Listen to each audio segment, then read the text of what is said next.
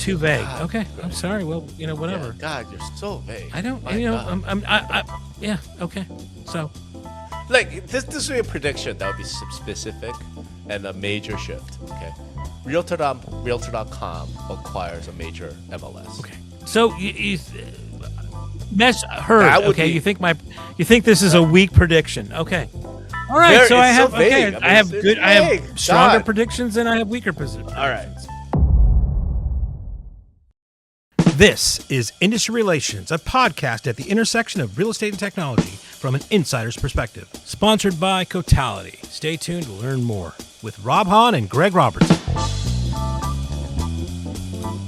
Hello, everyone, and welcome to the final episode of 2025 of Industry Relations. This is your host, the notorious Rob, and as always, my amazing host, the fabulous Greg Robertson.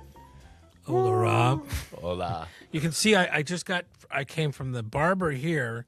So this is what the day one of my haircuts look like. And I was going to say. Later on, the coif just goes, right down the tubes. Yeah, quite luscious. Yes, yeah, very luscious. My God, you have very black If this hair. doesn't get people on the YouTube channel, I don't know what is. You're like older than I am. I mean, how the fuck is your hair so black? Yeah, I don't know. I mean, it does when it gets... I think you color it, right? I don't right. color it. I mean, because the thing about coloring is, like, I've thought about this. You're on, this is part of your whole routine. I'm not, no, thanks. So what's funny is, like, back in the day, do you remember the movie Collateral with Tom Cruise? Yeah, of course. Yeah, when he had that. Do you remember? Yeah, and he had, like, that silver hair. Yeah, the white. Yeah. I went to my hairdresser at the time and said, can I have that haircut, that hair color? I thought it was so cool looking. He's like, you have black Asian hair, so if I try to do that, it'll just turn orange and then fall out. It's like I'd have to paint it with actual white paint. I think you just like the way he did that quick draw with the gun, man. They always reference that on This YouTube. was all before I was into guns or anything. I just thought he looked I've been cool. following your exploits online, and I mean, it seems like you've been getting, you're getting good at your competition of the gun shooting. I'm all right. But your guns keep on failing, man. Sounds like you need some new guns, dude. Hey, man, I have the best. I have Atlas Gunworks. I have like top of the mountain. So what? I mean, I've seen like probably 2 or 3 videos where it's like had malfunctions. Is that Yeah, just the way guns are? No, it's just probably the magazine. So I shoot what's called the 2011. Mm-hmm. It's kind of like a race car for pistols. So they're kind of finicky. Mm-hmm. You go right to the end. They're kind of finicky. You have to maintain them, and I probably haven't done enough of it. But, Dude, you're a competitor. You gotta keep your shit right. Agreed. I know. Believe me, I've gone and taken some hand to it. If that doesn't fix it, then it has to go off to a professional, to be looked at. But as we have talked about last week, this is our final episode. As we are recording this, it is the 29th of December. Yeah, good Lord. And we've already done the year in review, and you kicked my ass in the predictions that you made last year. I wouldn't put it that way. If you want to So say that. I believe we have to do that again this year. Give you, you do have to win at least once. Oh, geez, yeah, just once in my life I've got to win. Thank you. Once a year. Once a year, okay. So all the other arguments. I lose against you. Just but God, that's- it's embarrassing. Yeah. So, Yeah, we're gonna do that's funny. this That's episode. right. And I think, like we did last year, we're going to make some predictions of like factual things that we may be able to check on next year, and then some sort of generic. Yeah, I've got a few here. So Yeah, wonderful. So without further ado, let's kick that off, sir. What do you want to start with? well, let's go with our normal kind of like industry numbers stuff, and we'll go back and forth on here, right? So, let's see.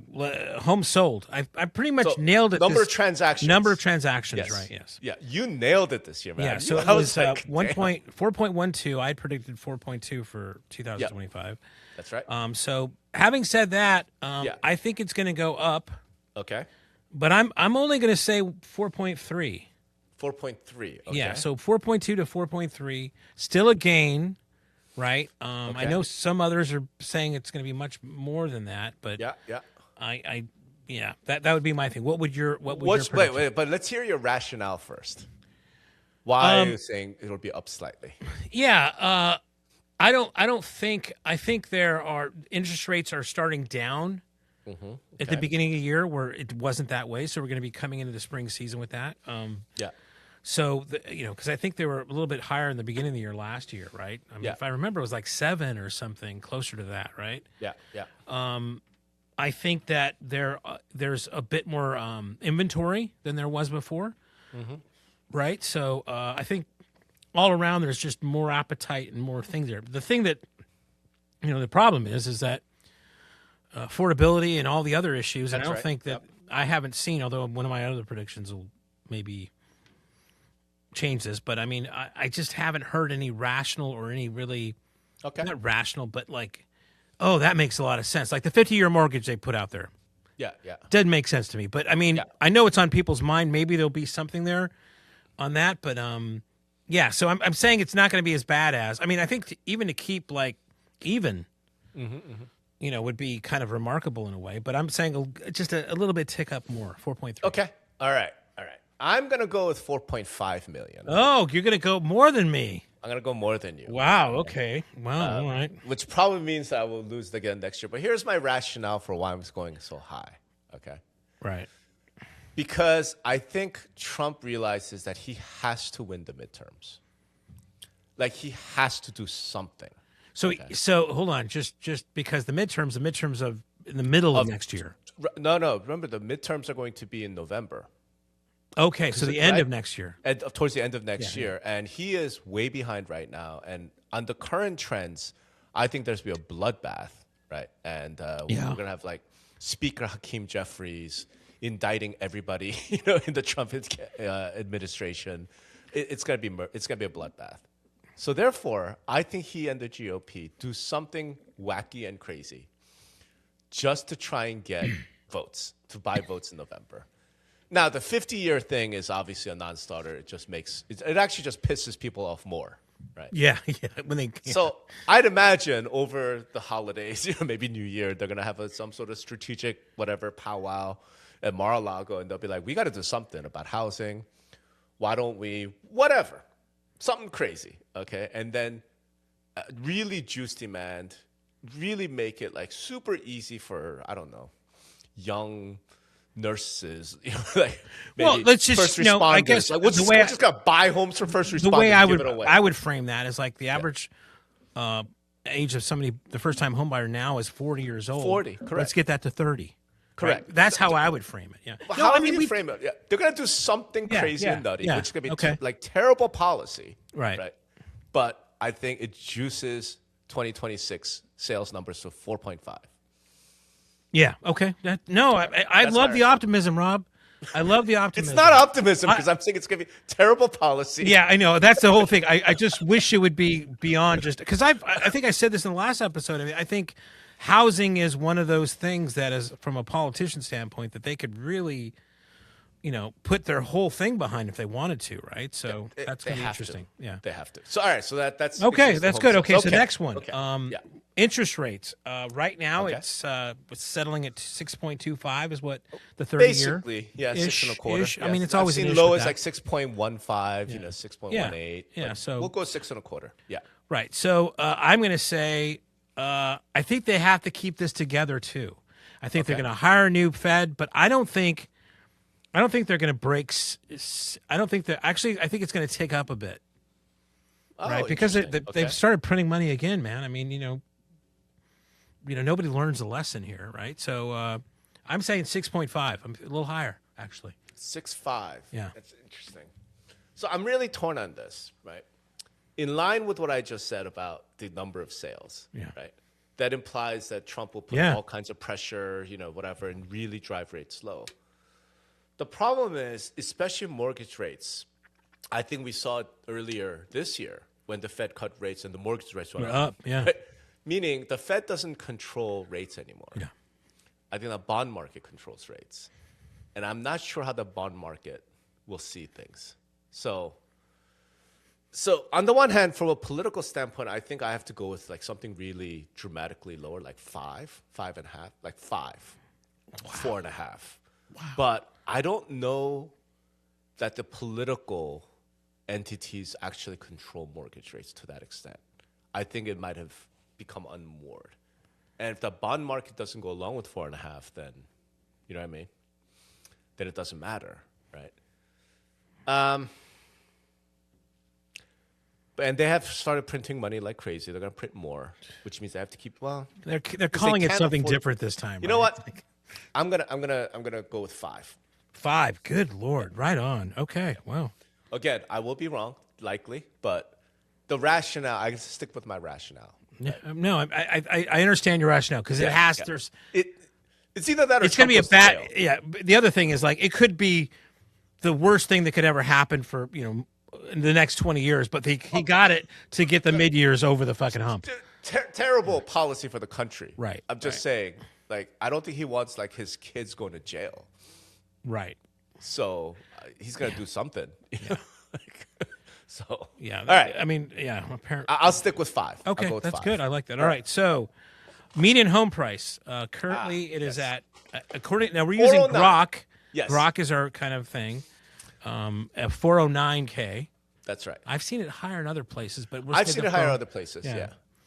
What say you? I'll tell you mine. Mine is, where am I? There still seems to be some appreciation here. So I have mine at 415. 415. Yeah. I'm gonna go with 425. Okay. Again, same concept. Yeah. Okay. So it goes up, but not much, right? For you, for me, I'm saying it goes up substantially. Well, 425 from. I'm saying 415. 409. Yeah. Okay. Yeah. All right. No. Yeah. Okay. With you. For median, I'm with you. I'm with I you. could go higher. No, that's good. 425 is good. You're right. I was just looking at the difference between mine and yours. That's Yeah. okay. All right. But and the then, same rationale, right? I mean, you're just assuming rates will come down slightly. Or no, rates won't go up. So if rates go up, then how are home prices going up in your mind? Well, it's just there's some appreciation that's going to happen, right? It's very rare to see that number go down, right? So it's just some markets just kind of build that median up. Yeah, I mean it's a good question. I mean it's just what I'm. But if rates go up, well, they're not going to go. I'm going 6.25 to 6.5, right? It's not crazy, right? And you're going to have more inventory, So yeah, might but be something over there. Okay, all right, we'll see. I mean, I just find it hard to think. So I'm going with rates going to. This is the housing market, man. This doesn't make any fucking sense. Because of federal juice, they're just going to add liquidity like crazy. So you know what? I revise it. I'm going to go with 440. 440. Okay, right on. So wow. All right. Jesus. Because again, I got to stick to it, right? If I think that the government's going to juice demand like crazy, do horrible things, bankrupt our kids, poor Cole, he's never going to get married and have kids because of what Trump's going to do next year. But if that's what I'm predicting, then I got to stick with it and say housing prices are going to go to 440. Okay. All right. And then last one on our kind of industry stuff is the number of realtors, right? Yes, your favorite measure. Yes, exactly. All right. Yeah, how many credit cards are being swiped every month for those guys? Right now, it's like 1.49, I think, is what we're kind of. Right. But they've stopped publishing the list. So that's going to be a problem for us. Yeah, I'm going to say, again, I'm going to say it's going to be heading steady at 1.4. And hopefully we'll have some canonical fucking reference to this later on. But I'm going to say 1.4. So if we're using 1.49 as the measure here, right? Yeah. I'm going to go with 1.1. Wow. 1.1. Okay. Now, I don't know how we're going to confirm that. Yeah, we'll try. We got some insiders that might, feed us something. We might have to get something. Yeah. But I just think big brokers especially are going to start abandoning NAR in droves.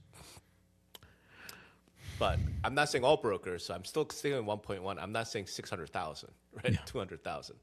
I think next year is going to be big brokers, and then probably the years after it's going to be everyone else. But I'm going to go with 1.1. All right. I like that. All right. Okay. All right. So now to... Oh, wait. Oh. Stock market. Oh, God, I don't really follow it that much.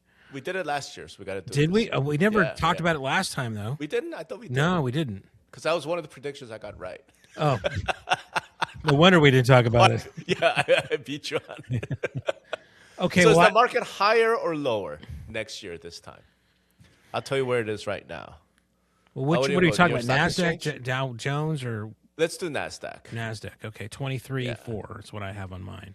Okay, so where do you see it next year when we do our, year in review? Yeah. Let me just bring up the year chart here. So it's gone, Up 21%. Yeah. Jesus. The thing is, this AI shit is really the juice, right? So are we using a number or a percentage up? Number. So right now, NASDAQ composite is 23,474, according to Grok. Right. Okay. Okay, so do I think, I'm working my head here. Yeah. NASDAQ, right? That's a lot of tech stocks are in NASDAQ. That's right. Right. So do I think tech stocks are going to be up or down? I think they're going to be up. He's all in with all the fucking tech bros, man. Right. So. Right. Okay. So it's going to be up. How up do I think it's going to be? It's already been up 23%. You said. 21. 21. Okay. So I'm going to say another 10. So I'm going to say, let's say 31K. 31. Wow. Yeah. Okay. I think I'm kind of in line with you, but I think they're going to print even more money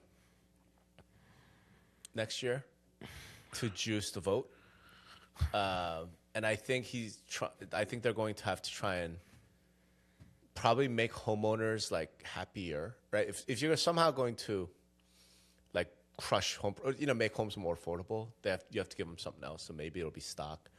They're going to print like crazy. They'll make investments to AI. I'm going to go with, what was your number, 30, 31? 31. I'll go with 35. Okay. NASDAQ, 35,000. I mean, yeah. It's fun. It's interesting having this conversation with you because it's like, it's at the beginning of all this Trumpness, it's like, oh no, this is it. But it's just, they're just both awful. Yeah. All right, so that was NASDAQ, and then the final economic metric, and then we'll go into our substantive one. Price of gold. Well, price of gold, we didn't do that last time. I know, we'll do it this year. We'll start this year. Here's where current spot price is 43.30, basically. Gold, Jesus, gold. It is up, hold on, for the year, 70%. Okay, it's ounces? Is that what we're per ounce? Per right? ounce? Per ounce? Yeah. Okay, so Today it's 43.30, basically. I have no opinion, or I don't. 40. So okay, gold, is it going up or down? I think it's it's up 70% this year. So that can't sustain. What is it at now? $4,330 per ounce. 4,300, right? Yeah, basically. Ish. Okay, I'm going to say 4,000. It goes down. All right. I'm going to say 7,000. Yeah, you should be buying some gold then, bro. I already. Of course you did. Yeah. That goes along with the zombie apocalypse and everything else. I buy things that can't be printed. So, real estate, gold. You want to go steel. Bitcoin? Whoa, we could do Bitcoin. Let's see. What's Bitcoin at today? Bitcoin. I don't know if this is interesting to our listeners, but yeah. I suspect my answer is going to be the same. All right. Live price, it's right now 87,000. 87,000. I think it goes to 100. Well, it was over 90 earlier this year. Yeah, I think it goes to 100. Okay. I'm going to say Bitcoin 130. I got to buy some more Bitcoin then. Shit. I think so. You and I go in the same direction. I don't know. Short term, it could get hammered. So, but by next year, this time, 130. Okay, well, this is interesting. I like these little time capsules we created. All right. So All we'll right. find out next year which of us was correct. Yeah. I'm going to guess it's you again. Please do not invest. Yeah, this is not investing advice, blah, invest blah. according to what Greg said. It's apparently can call numbers like precisely. All right. Substantive predictions for next year, sir. I'll start. Yes. Okay, so I think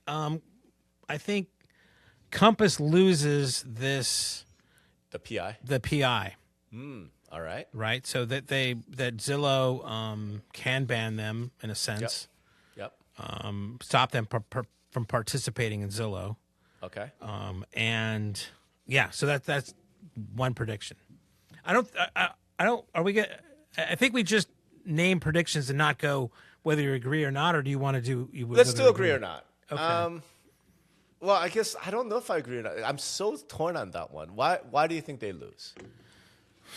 I think it's a combination of, and I've thought a lot about this, but in another context, but a combination of like, hey, you know, no shoots, no shirt, no shoes, no service, right? I mean, it's Zillow's business, and they can do what they want in a sense, right?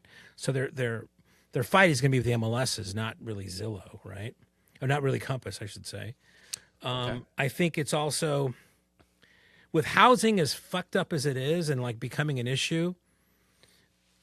If you're the administration or you're in politics, you got to figure, okay, is it going to be best to let the brokers break off and do this private listing stuff? Is that going to help most people get homes, or is it going to be better for there to be more visible, homes more available in the market, right? And I think if you look at it from that lens without any other policies or whatever, I think they would lean more towards, why are we going to fucking hide houses?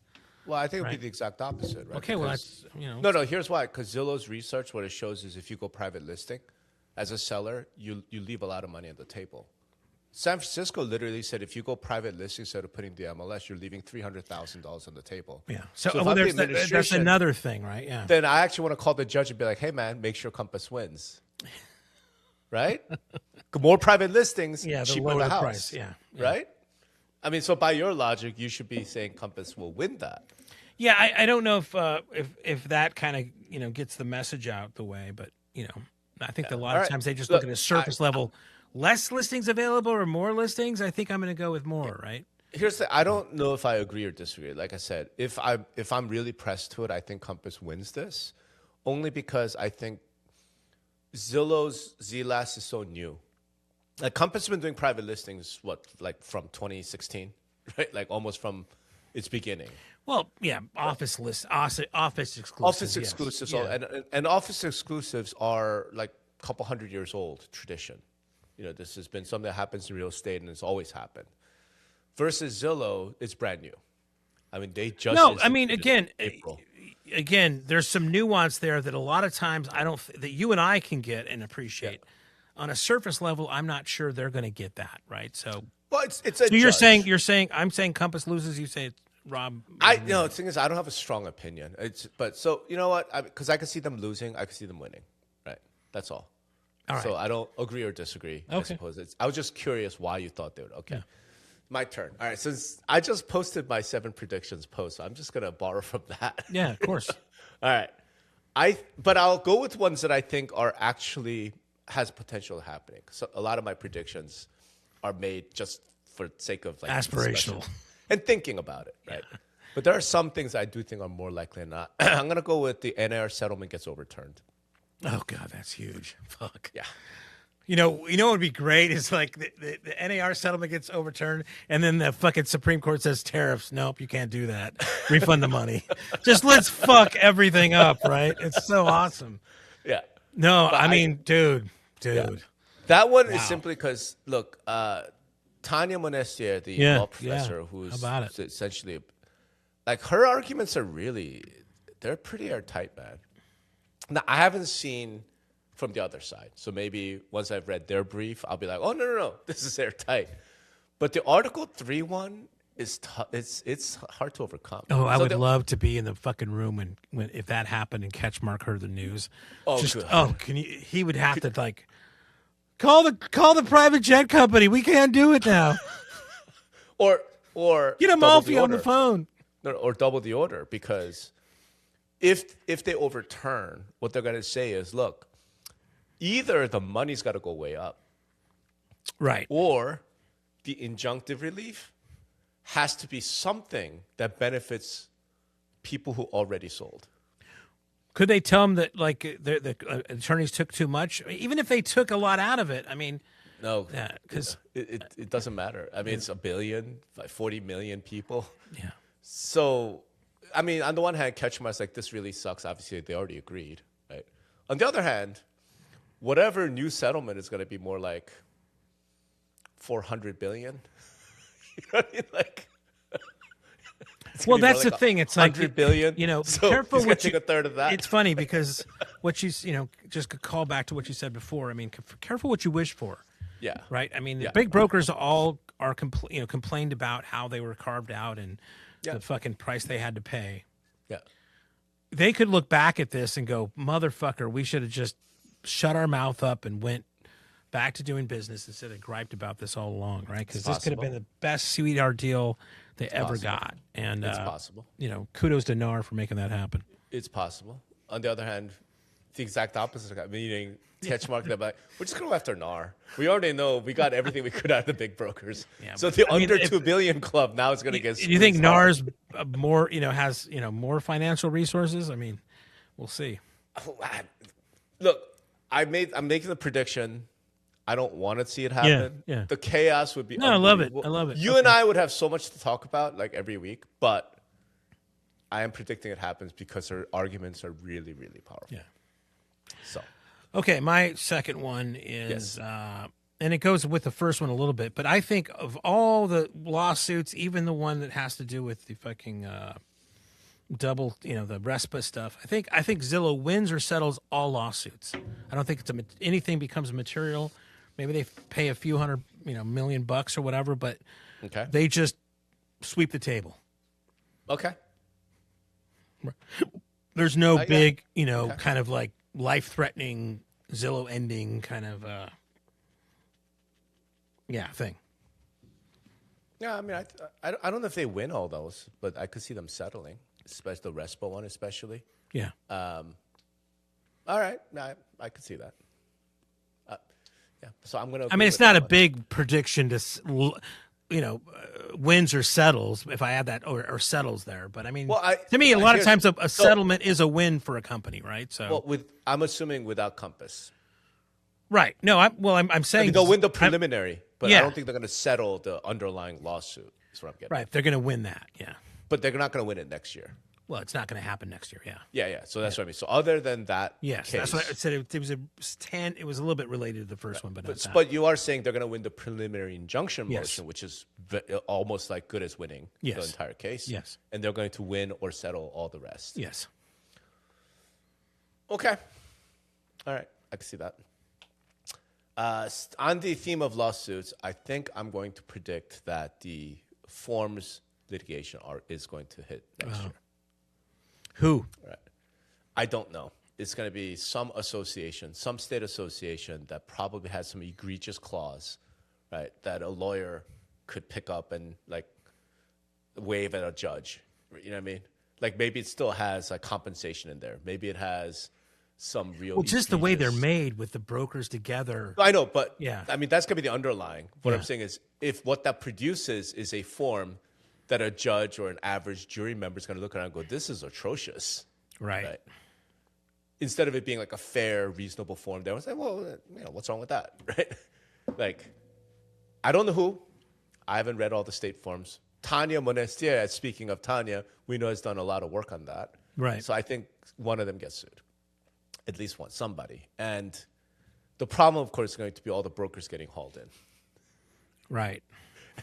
The KWs and the Remax, or maybe not them because they did the settlement where they said we no longer require anyone to be realtor. But I remember all through this year, maybe even last year, you and I were talking about how some of the bigger brokers were like prohibiting their people from serving on boards. Yeah. Right. And if it was an agent that they had this like talking to, like, you don't represent us, you could serve on that board if you want, but like they had people sign, like, I do not represent, Realogy or Berkshire Hathaway or whatever. My thanks again for Catality for sponsoring Industry Relations. You know that feeling, don't you? As an agent, you're starting from a blank listing form. wading through endless data entry, trying to remember every tiny detail from that property tour. It's a grind that eats up your valuable time you could be spending with clients. What if you could flip the script? Totality is here to help with its new AI-powered Matrix Listing Manager. It's the next evolution in creating listings, built on their powerful core AI platform. Forget hours of painstaking work. Now tasks that used to take forever can be done in minutes. Their new Listing Manager uses cutting-edge AI to help agents create richer, more accurate listings so they can focus on building relationships instead of wrestling with data. Here's how it works. An agent can start a listing right from their iPhone with the MLS Touch app. They can use their voice to add notes as they walk through the property and let the AI automatically tag photos and capture room dimensions with incredible accuracy. The best part, everything captured in the field syncs instantly, so it's waiting for them back at their desk. And because it's available as a standalone module, it can integrate with any MLS platform, giving MLSs and brokers the flexibility to populate listings across multiple MLSs while keeping all their data in one place. MLSs, reach out to your Cotality rep today and get a demo. Thanks again to Cotality for sponsoring Industry Relations. But I think some of the larger regionals maybe, and some of the franchisees maybe haven't done that. So they're going to get hauled into a lawsuit simply because like one of their agents sits on the committee. Yeah. You know? No, I again, it's one of those things. I don't hope it doesn't happen, but it's right. I hope it doesn't It's happen. fucking right. Yeah. I mean, if it's not next year, it's going to be the year after. It's like just a matter of time. And like the associate could hate me all they want. I'm not trying to hurt you. I'm trying to help you. I'm trying to save you. Yeah. So, all right. So Next. this is a little bit of a extension of my last one of my predictions last year, but I'm going to mix it up a bit here. Where I think either CoStarRealtor.com. So forgive me for like expanding my prediction to be two companies instead of one. Yeah. They're going to have to make some sort of major shift in their strategy. Okay. Right. And I just, to me, I'm familiar with the nuances of everything, right? I think not of everything, but of the different models out there. Yeah. Everybody gives CoStar a hard time because they want to inflate or report their numbers differently from everybody else to kind of, say that they're, number two or something, which they're not. Traffic wise, I mean, I think you go apples to apples, it's still a stretch to say that. But you also have Realtor, right? Who has to combat this nonsense, and they have to do something different because Zillow's still there. The brokers are all changing. CoStar needs to do something different. Realtor.com needs to do something different. Homes.com, I'll say. Homes.com has to do something different. Mm-hmm. You already see, like, Realtor.com has done a pretty good job. I think actually a great job where they've kind of like embraced their News Corpness and like they have this kind of news thing, real estate news, which draws where they do a lot of content about real estate itself, and that draws people to the portal. So the Wall Street Journal will always like reference Realtor.com for real estate stats, that kind of stuff of that synergies that they're doing, and I think that's helping boost traffic. Over this weekend, I was on YouTube and I started seeing these Homes.com podcasts and Homes.com like special reports about the industry and stuff. So I think they're taking a little bit of a page from Realtor to like they're starting to make real estate content to drive traffic too, right? So there's a little bit plus and a little bit of shifting there. Realtor.com again bought the Zen list last year, which I gave a kind of myself an asterisk for predicting they would buy a big company or another software company. You haven't seen what the results of that. That might be an addition to a play of this big shift or another strategy that they're going to go for. So I just look for those guys. You're going to go, wow, that's different, right? So I think either one of those or both we'll see, or they'll announce something, pretty big, some big shift in their strategy.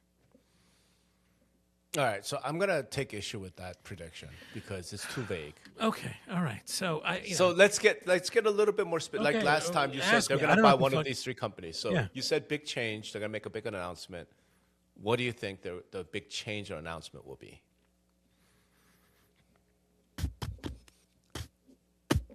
Go out on a limb, bro. Take it. It's like. Yeah, I mean, if I was co-star, what kind of big thing shift? I would embrace the numbers and say, hey, no, you know what? No, we're not. We're number 4 or number 5 or whatever. But focus on the quality or some other kind of shit. I mean, just like own it. Don't try to fucking pump your chest up, but just come up with some other narrative that makes people more aware, right? Okay, so your prediction is that CoStar is going to own the fact that their traffic sucks? They're gonna come up with a different narrative than that, right? Because I think they have to. This is why I'm pushing for specificity, Yeah, man. I mean, I just again, I don't run the goddamn places, right? So I I'm trying know to think about that's right. make a prediction. Right. We can evaluate. Okay, so it's they're going to do something one, big. But you're that's not not a prediction. You're not, buying this. On the Realtor.com side, I mean, to me, the thing about those guys is they have different data licenses, and I haven't really seen them do anything with that. Mm-hmm. And I think with AI, I think with other tools, they may have an opportunity to do that. Okay. So maybe it's going to be that type of thing, some new way of presenting that data or distributing that data because of the licensing they have, the special licensing they have. So, yeah, okay. God, too vague. Okay, I'm sorry. God, well, whatever. So vague. My God. I don't. Yeah. Okay. So, like this would be a prediction that would be specific and a major shift. Okay. Realtor.com acquires a major MLS. Okay. So that would be heard. Okay. You think you think this is a weak prediction. Okay. It's so vague. All right. So I have vague. I have stronger predictions and I have weaker predictions. Right. So damn. All right. Let's see. My next prediction, again, I'm going to try and something that I think is reasonable that would happen, as opposed to something totally crazy and out there. I think the reasonable something that could happen is I think EXP acquires a major franchise, either Remax, Keller Williams, or maybe Berkshire Hathaway. Okay. Because EXP is the largest brokerage, right? And they do a phenomenal job. With Compass Anywhere, right? The Anywhere piece is really mostly the franchise brands, which are, some of the best and most powerful. I think EXP is going to feel like they have to contend with that, right? And the deliciousness of it would be if they could buy KW. Because Glenn came out of KW, right? Everyone saw EXP as like KW, like the Walmart version of KW, right? Even cheaper. And I think the two of them sued each other, didn't they? Like a few years back over like some executive. Yeah. Right. So I think now that KW is no longer owned entirely by Gary, it's a private equity firm. I think if EXP went and threw enough money at them, that firm might be like, here you go, here's KW. That would be, I'm predicting some major large franchise, but I think EXP makes that acquisition. Agree? Disagree? Okay. No, I mean, right? I have the same thing on one of my predictions also. Okay. But I was more vague than you.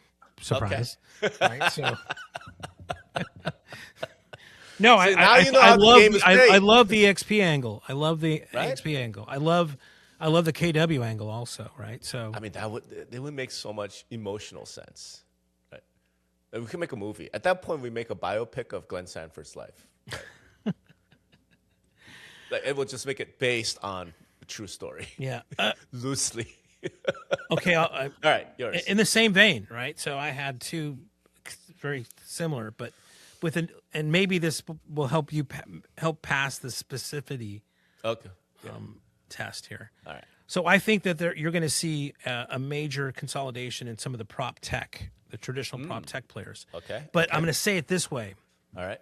I'm going to say it that it's going to be a circular deal in a sense. You see all these circular deals that are going around, like NVIDIA buys a portion of ChatGPT. They use that money to buy NVIDIA chips, right? In the same way, these private equity firms have been holding on to some of these companies for a long time. They need some sort of thing to happen. I think you're going to see like a I'll throw one out here just for, whatever. Sure. I think Yeah. there's three major PEs out there like that are around, like let's say there's obviously Stone Point around Lone Wolf and some others and KW and CoreLogic. Yep. Then you have, I think it's Vector that owns MoxieWorks or whatever. Okay. I'm not too sure the one that owns Inside Real Estate, but it's a third one. I think you're going to see something happen there where one of these PE firms buys another one of those companies from another PE firm.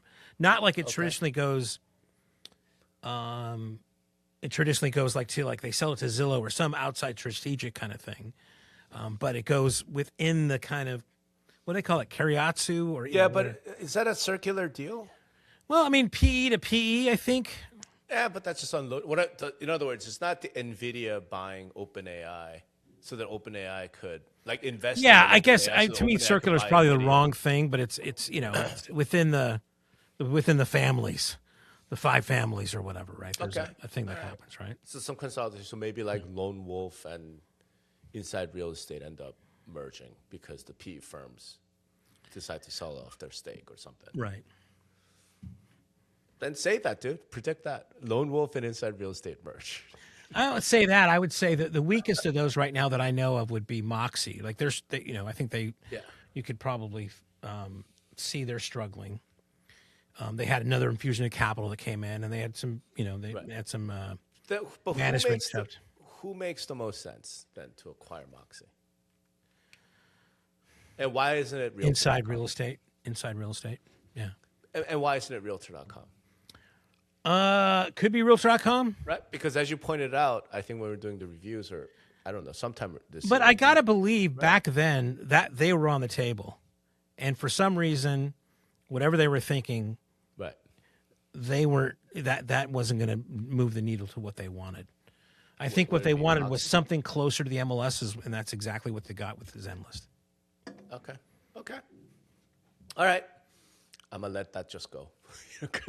Thank you. As vague as it is. So vague. I thought when you were talking about that, the circular thing that would be really interesting would be like CoreLogic or Black Knight making a big play in agent software. Well, right? I've got because I got something further down. I got 2 more, and I got one of those is related to one of the things you talked about. Okay, so let's hear the next one. Right. Well, it's your turn. Oh, my turn. I'm going to predict that the Compass Anywhere deal goes through. Oh, A lot of people are thinking, well, senators, FTC. I'm like, no, I don't see it. I think it happens. They might end up divesting certain brokers or brands in certain markets, San Francisco, Chicago, maybe. It's not clear who they would divest it to, right? So I could see it being something like letting the local management, managing broker just take it, you know what I mean? And run on some sort of earn-out basis, right? Like we're going to sell you the San Francisco branch of Coldwell Banker for $150 million, and you got to pay it back over 10 years. Some crap like that, But I do think, on the whole, that merger goes through. Okay, I like that. I don't agree with it. I think it doesn't go through. I think, again, going back to policy, is that they're going to look at this. I mean, anything having to do with housing is going to be red hot, and people, whether they're going to make up shit on either side to say that it's bad or good, right? So just like they always do, right? So I think anything on that. Although my next prediction is that Cotality goes public next year. They're not public? No, they are still owned by private equity. They were CoreLogic. They've changed their name, which was a signal, and they haven't been shy about it, that is one of the steps that they want to go through to go public. Right. And I don't know if they're a public company they can sponsor the podcast anymore, so we'll have to find that out. And the reason I think is that, as you said before the midterms, they have a favorable administration on a lot of levels. There seems to be a lot of, like you said, push to make this housing policy whatever. Mm-hmm. I think they could ride the wave of that. But as soon as the mid-years are over, that's more uncertainty and doubt. that happened. So they need to fucking strike now, right? While they have they some. filed? I don't think they filed. Okay. All right. I mean, they could move fast. You file an S1 like March, maybe go public by October, September. Yeah. All right. Maybe. Specific Maybe. enough for you though, there, Rob? Huh? That is specific enough. Okay, I like thank that. you. I All like that. right. A lot. That was my last prediction. All right. I think I'm going to predict totally insane. This is one of those things that's sure to be wrong, but I'm gonna do it anyway because you mentioned it. I think CoStar acquires First American. CoStar. Oh, okay. Because he was in the business for CoStar. Was it in the business for CoreLogic back in the day? CoreLogic couldn't get it. Right. There were some rumors around Black Knight, but ICE took that. That's too big. So what's the third? Only one left now of any real size and substance, First American, right? Yeah, but I mean, I thought that CoreLogic is so big and the MLS division is so small comparatively as far as revenue-wise. Correct. That I was going to say, well, they don't have an MLS division. But, was that really the impetus for that? I mean, it does fit into his strategy of having that data available, even though we all know everybody's made this mistake. Big public companies have bought companies that have an MLS component, thinking they have access to the data, and they don't. They don't. So I think Andy's smarter than that. Yeah. Okay, but why? Why? I mean, maybe it's because, as I always say, I'm a hammer, so everything looks like a nail. I always think about it from the lens of an MLS, and CoreLogic is so much bigger. Yeah, yeah. What was Andy looking at CoreLogic beyond the MLS that they wanted? Because the data? He's a data guy, right? Data. So, yeah. I think it's a data play, right? Because I think the original plan was launch homes at a point where it looked like the MLSs were all gonna, like die off, right? And then they had the whole what's it called?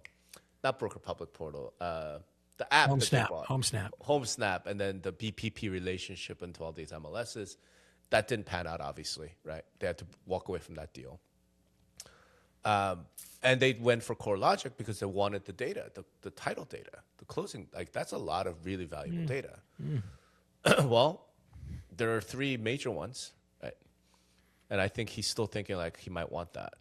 Because I think CoStar's plan ultimately is going to be having Homes.com be the portal, like the way LoopNet is in commercial. Yeah. Right? It's not selling buyer leads. It's not about that. It's about something else. And then having the back end, right? Sort of the data infrastructure, the way they do with commercial real estate and CoStar. So, to your point, like they need to make a real pivot, right? I mean, they could keep going. With again, and I'll walk that back a little bit on something because they don't need to have the best traffic to be a successful business. From what I understand, they've sold a shit ton of agent subscriptions to their products, to their listing, boosting products, right? And if agents are buying it, I don't know what the churn rate is or everything else, but I mean, if you've got somebody that's spending $8,000 a month, and you got 10,000 agents. I mean, it's whatever, great business. 100,000 agents, even better, right? So, the traffic thing doesn't need to be the measure of success. It's just in our industry when we think of portals, that's the, the ruler that we look at, right? But yeah. But I think they're going to want the data, and then obviously, if you're doing anything with AI, more data, the better. Right. And if you own the data, if you own the company that has the data, then obviously you have all the rights that you want. Yeah. So an aggregation play of real estate data, and they want to be sitting in the center. That's a little bit like, I think that's a frame of everything there, bro, that you kind of tapped into that. Right. Where if we look at through the lens of what AI is the major play is like aggregate as much as you can, put an MCP server in front of it and fucking charge, right? Everybody takes a sip and it puts a couple pennies in the fucking jar, man, and that shit adds up, right? It's possible. Yeah. So, interesting. All right, final one. All right. We haven't made any MLS predictions. Okay. And I've got one, so I want to see. Your last MLS prediction last year was going to be Bright and Stellar merge, right? That's right. That's right. Which obviously didn't happen. So I'm going to go with another one that's obviously not going to happen, but probably should. So I'm going to predict it anyway. I think the MLS, or at least a significant chunk of them, of the important ones, I think they redefine participant and potentially redefine who gets IDX. Oh, wow. Great. Love it. Love it. And I think it's the Google thing that really trips that. The Google thing's just the latest, bro, right? We've been That's talking right, but about I think this that's for a like long time. the feather that breaks Yeah, the camel's yeah. back. I think that now then leads all of them to start meeting and start talking about, listen, Yeah. there's no sense in which House Canary's a broker. Yeah. Right. Right. Or Zillow or fucking. Or you know. Zillow for that matter, right? yeah. And we're trying to do it with, they did it in the past with NAR. Remember the endeavor to whatever cooperate thing? Yes. Yeah. Okay, well, NAR is meaningless now. It's pointless. So now they could get together and do their own thing. I think they do, and I think they make changes, right, to where I don't know how they do it. I think it is. I don't know how they do it. Here's how you do it. You have two levels. You have a contributing participant and a non-contributing participant. Okay. So a CP or a NCP. Okay. And who gets IDX? I think both do, but one gets it for free or close to free and one pays. Okay. I mean, it's the whole, this would be the conversation. It's a Dave Linder quote from how years much ago, which is Zillow came to the potluck with nothing but a fork, right? So if they contribute one listing, is that contributing? No, there got to be some sort of meaningful kind of thing. Okay. Right? So, and this will be the debate. Yeah. Right. Yeah. No, I love it, Rob. That's one of the predictions I would love to see that happen because it's. Yeah. And you're a guy that could actually help make that happen since you consult for MLS. Yeah, I'd love to participate in that conversation beyond naming. I love the naming stuff, as you know. So. The Freedom IDX. Right, just as we ended out, it's like the thought that crossed my mind on some of the stuff that we're going to is like, because I've told you I've been thinking about writing a book, right? About organized real estate and the adventures I've gone through and the changes I've seen. And, I was there in 92 and like, this is when realtors were great gatekeepers, right? I mean, there was no transparency. There's no whatever. And this, and I'm trying to evolve my thinking on this. Like, what do we always say? It's like strong opinions loosely held, right? Yes. Now, what they did have is like all the other agents could see it, right? But not the public. You had to go to a realtor. Right. And then the big brouhaha with Realtor.com and Zillow was like, oh, you've blown up our whole value proposition. Now that all the listings are public, right? And that contingency has been, at the association meetings, and he's 94 and he's like, you guys screwed it all up, right? And he's hammering his cane down on the floor of like what has happened, and I've always pictured it that way, of been some old codger, kind of just reminiscing about the old days. You'll never be able to get the genie back in the bottle now that the internet is here.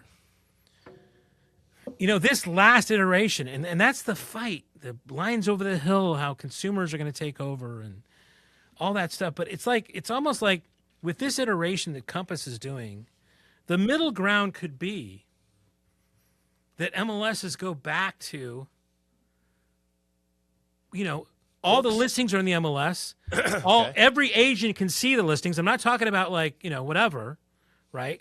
Now, if you want if you want to display them any way you want, but as long as all the other agents get to see it, then fucking go with God. Right? We're back in 92 again, right? I mean, it's really just it's kind of that. It's like the old codger, the fucking Zillow haters, all the other things, they win in a sense, right? Again, with the exclusion, with the kind of caveat that every agent gets to see all the listings, right? Not that they're only exclusive listings. It's never seen by other agents, right? And like if we look at that through that lens, those days of yore, right? Pre-internet. I mean, did we sell more? We probably sold more houses at some point than this nowadays for different reasons, whatever. But yeah, I don't know. It just got me thinking a bit of like the righteousness of the argument of all this stuff, and it's like, well, the internet brought this righteousness about transparency, whatever, and I've been thinking about it in cartoons now, right? And it's like, it's Refkin, and he's saying, seller choice and raising a fist in one hand, he's got a bag of money that says dual agency on the other. You've got Zillow raising a fist saying, transparency. They got a bag of money that says buyer leads, right? And then in the middle of them is these poor sellers going, affordability, man. Sellers aren't saying affordability. Well, buyers, I'm sorry, right? Yeah. Buyers saying affordability, right? Yeah. Yeah, I mean, it's all fucking, it all sucks, man. All right. So your prediction is that the MLS goes back to the book? Well, not a book.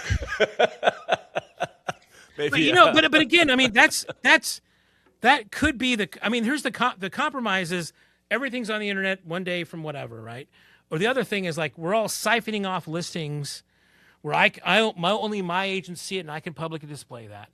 It seems like the middle ground could be, okay, do what you want to do as far as publicly advertise or whatever. Right. We'll have a mechanism to do that if you want to use this. Right. But otherwise, as long as all the other agents in this MLS can see what you're the inventory, then we're good. That's MRED. Yeah, no, it's MRED. That's why I thought about it, right? Yeah, that's MRED. That's MRED, right? So it's like, it's just a very, sorry. I just, yeah. Okay, so here's the thing, like, it's like, this might be the most obvious thing that I worry about this a lot. We're like, yeah, Greg, everybody fucking knows that. I don't know, but to me, I just kind of reframe things in my head to do that, right? So I think it's your great talent is to reframe the obvious so that it's even more obvious and oh my god, dude, palatable. All right, so let me ask you this as make a prediction, okay? Because we talked about it already. Who wins the Zillow versus MRED fight? Yeah. Oh man. Yeah. Yeah. I think MRED wins. Okay. Because? Again, it goes back to no shirts, no shoes, no shirts, no service. You don't like our MLS policy? Sorry, don't join the MLS. Okay. I mean, you might be right. I have no idea. Yeah. I'm so split. Who wins that? Yeah, no, it's. Maybe we'll talk about it at MLS Reset. Yeah. I will certainly be talking about that at MLS Reset. So, all right. This was fun as always. Yeah. No. Sorry for that rant in the end. The obvious rant. So yeah. So let me close. Well, hold on. Just give me something. Was that pretty obvious to everybody or? No, I don't think so. Okay. Good. I don't think so. I think it was not. It's not an obvious one.